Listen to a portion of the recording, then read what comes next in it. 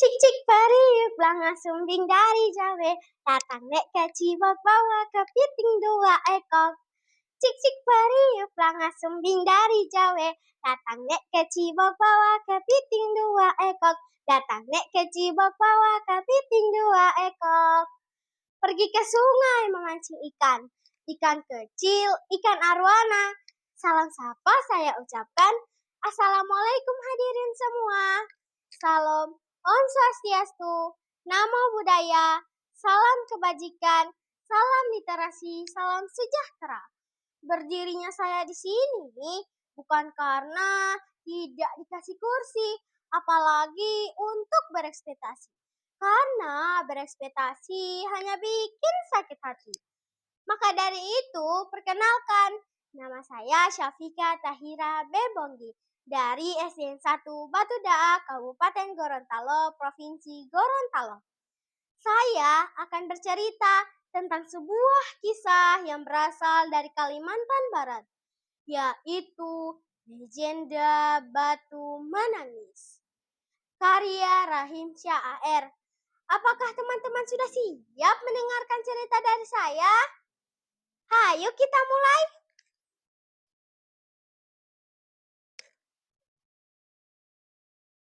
Dikisahkan pada zaman dahulu di sebuah bukit jauh dari desa di daerah Kalimantan. Hiduplah seorang janda miskin dan anak gadisnya. Anak gadis janda miskin itu sangat cantik jelita. Namun sayang, ia mempunyai perilaku yang amat buruk. Ia amat pemalas, tak pernah membantu ibunya melakukan pekerjaan-pekerjaan rumah dan mencari nafkah. Kerjanya hanya bersolek setiap hari. Selain pemalas, anak gadis itu sikapnya manja sekali. Segala permintaannya harus dituruti tanpa memperdulikan keadaan ibunya yang miskin. Pada suatu hari, anak gadis itu diajak ibunya turun ke desa untuk berbelanja.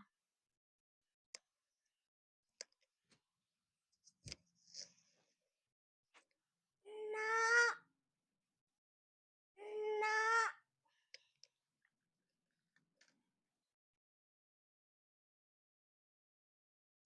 Apa sih ibu?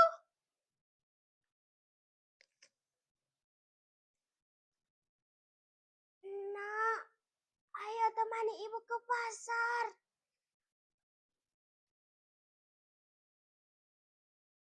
Is, enggak lah bu.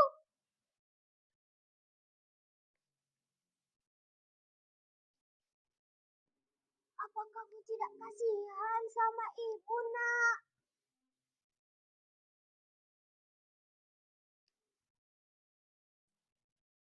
Aku mau ikut ke pasar, asalkan ibu berjalan di belakangku ya, kata gadis itu.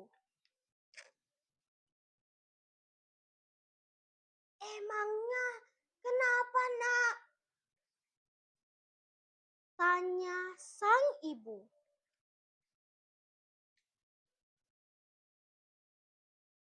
Aku malu pada orang-orang desa berjalan berdampingan dengan ibu, kata gadis itu. Letak pasar desa itu amat jauh, sehingga mereka harus berjalan kaki yang cukup melelahkan.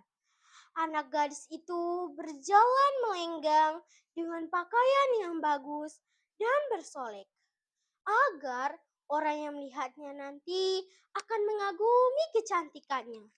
Sementara ibunya berjalan di belakang sambil membawa keranjang dengan pakaian yang sangat dekil. Ketika mereka mulai memasuki desa, orang-orang desa memandangi mereka, terutama para pemuda yang tak puas-puasnya memandangi wajah gadis itu. Namun setelah melihat orang yang berjalan di belakang gadis itu, semua kontras keadaannya. Hal itu membuat orang bertanya-tanya, Di antara orang yang melihatnya itu, seorang pemuda mendekati dan bertanya kepada gadis itu.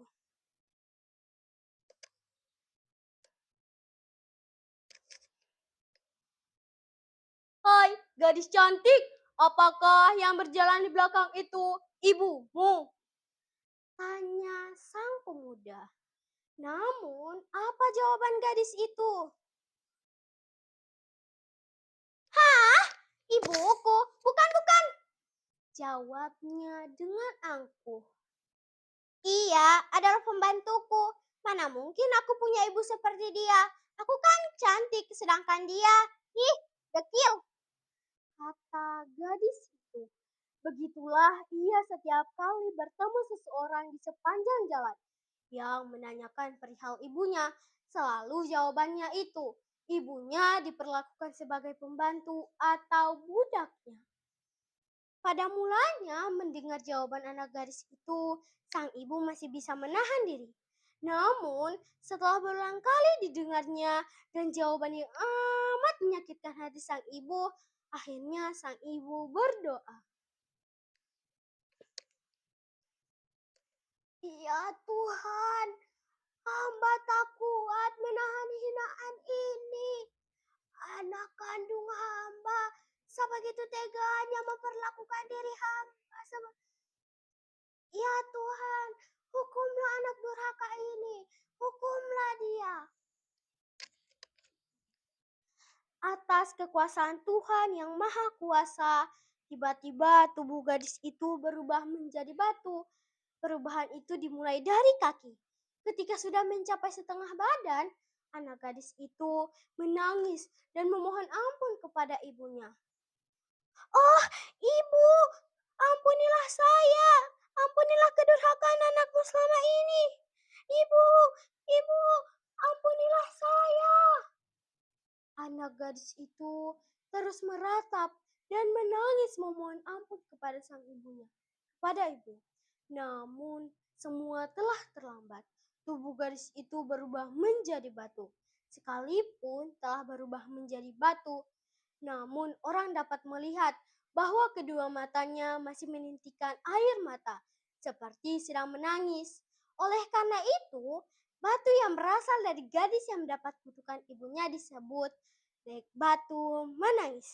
Demikianlah, terima kasih. Wassalamualaikum warahmatullahi wabarakatuh.